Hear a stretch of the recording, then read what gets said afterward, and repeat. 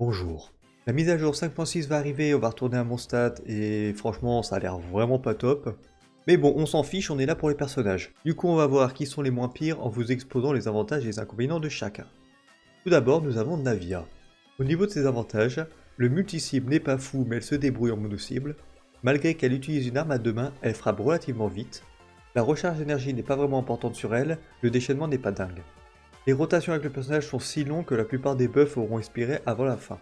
Navia a besoin de certains coéquipiers pour générer facilement des fragments de cristallisation indispensables à ses dégâts. Je parle bien évidemment d'Albedo et du voyageur Géo.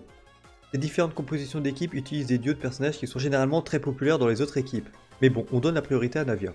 Elle est la patronne d'une mafia bizarre à Fontaine. L'avantage c'est qu'en jeu, des PNJ random viendront vous accoster et vous remettre des rentes d'argent. C'est cool mais j'ai pas compris pourquoi. Par contre, on est de ses inconvénients. Elle est compliquée à maîtriser pleinement et ses dégâts sont moyens mais bien répartis dans l'ensemble de son kit.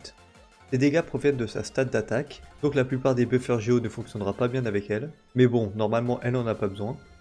Son gameplay basé sur la cristallisation permet de lui octroyer des boucliers qui sont nuls à chier, ne vous reposez pas dessus. Elle a volé une grande tortue du zoo de Fontaine et la planque dans les égouts de la ville. Il paraît qu'elle est devenue la première conseillère de Navia. D'ailleurs on peut aller lui parler en jeu et elle donne de très bons conseils. Ensuite nous avons la Raiden.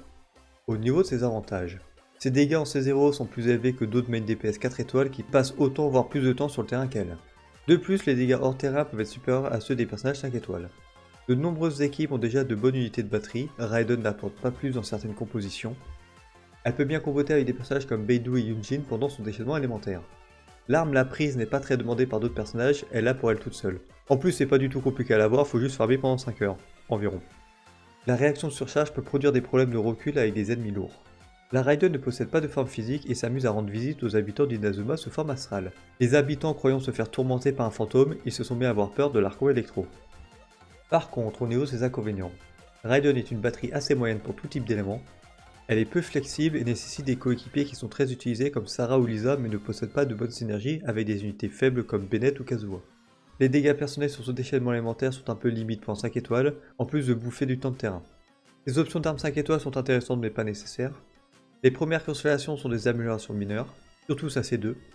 Elle possède une large AOE sur son coup initial du déchaînement élémentaire mais qui repousse ses ennemis ce qui nous oblige à leur courir après. C'est toujours un moment très fun.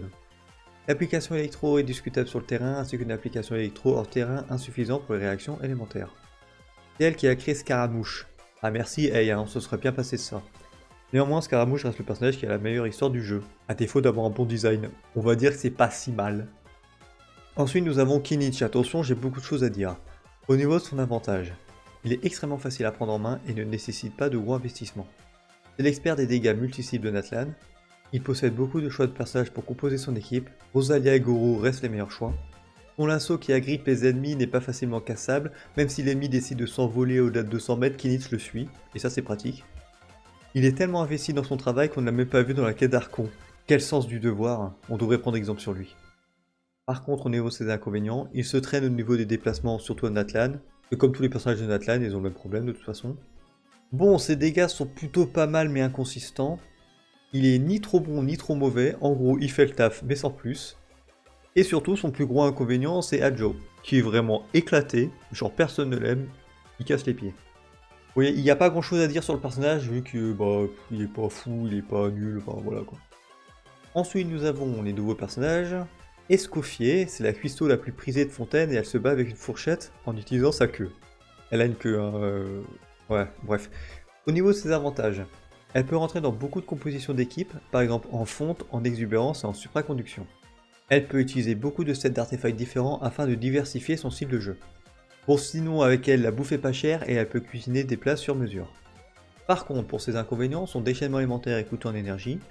La compétence élémentaire dure vraiment moins longtemps que son temps de recharge. Elle ne peut pas appliquer de cryo pendant une bonne dizaine de secondes, ce qui est vraiment problématique. En plus, elle ne fait pas de gros dégâts avec. Elle passe trop de temps sur le terrain pour un seul DPS. Ses soins ne sont pas excellents sauf si vous avez 4000 d'attaque, dans ce cas là ça passe. Elle a beau booster l'hydro et le cryo, ces constellations n'avantagera que le cryo, donc faites attention si vous cherchez des constels pour buffer votre Neuvillette, ou votre Tartaglia, ou votre Molani, ou votre Barbara DPS. Bon, c'est tout ce que je peux dire, elle n'est malheureusement pas encore sortie. Ensuite, nous avons un 4 étoiles, et ça faisait longtemps qu'on n'avait pas eu un. C'est le pote veto d'Auroron qui le soigne quand il se coupe dans son potager. Au niveau de ses avantages, Il a de bons soins et ne prend pas beaucoup de temps à soigner la totalité des PV de ses alliés. Il a des dégâts complètement insane comparables à celles d'un 5 étoiles. C'est un driver anémo qui soigne, il occupe donc le meilleur poste du jeu.